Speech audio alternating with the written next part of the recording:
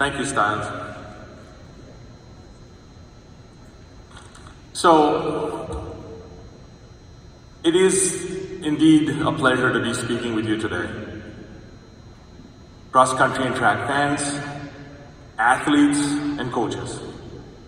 As Styles said, 40 years ago, 40 years, it doesn't seem it, from 1979 to 1983, I had the privilege of running for WashU as a member of cross-country and track.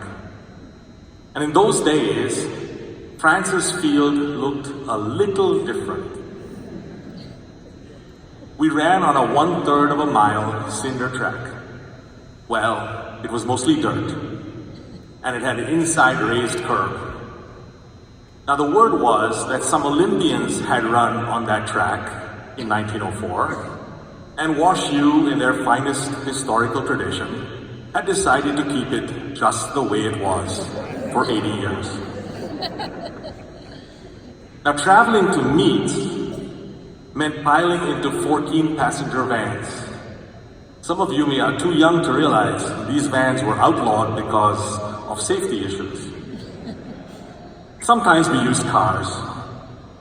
Now, of course, there are some constants in the universe. So, I'm a physics person. I have to work that in there somewhere. And those constants are things like challenging loops through Forest Park and up Art Hill, or competing against North Central men's team. Thank you, Styles. I learned many lessons running for WashU. Goal setting, dealing with adversity and disappointment, overcoming obstacles, and above all, persevering. And these lessons have served me well throughout my life. I'm sure that today's generation of WashU runners are learning similar lessons and will benefit just as much. Today, my daughter, Zaria, has the privilege for competing for WashU under Coach Styles.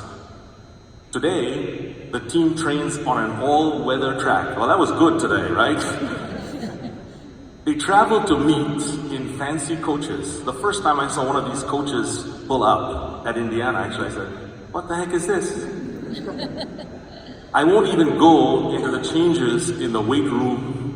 Alter G, really? I mean, I would have died for that. Or the sharp-looking uniforms.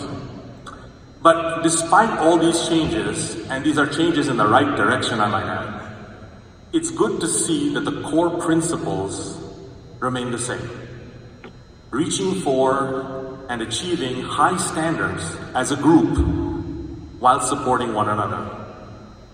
Since coming to WashU, I can see the positive impact of the team approach on Zaria.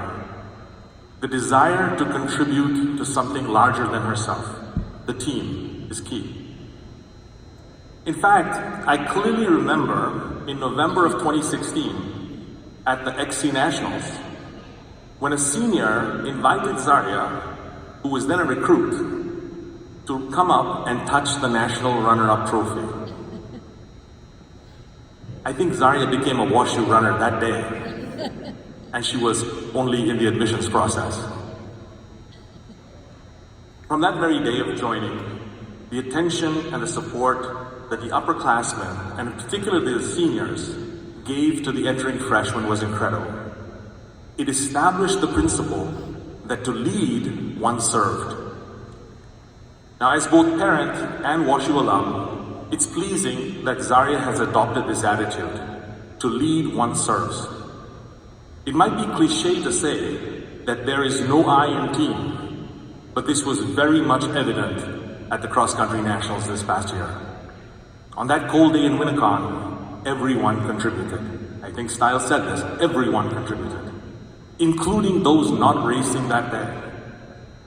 You might even say that some contributed by cheering via the webcast, but that may be going too far.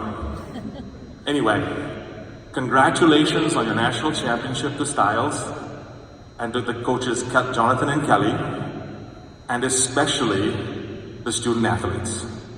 Sorry, Scholar Champions. Thank you.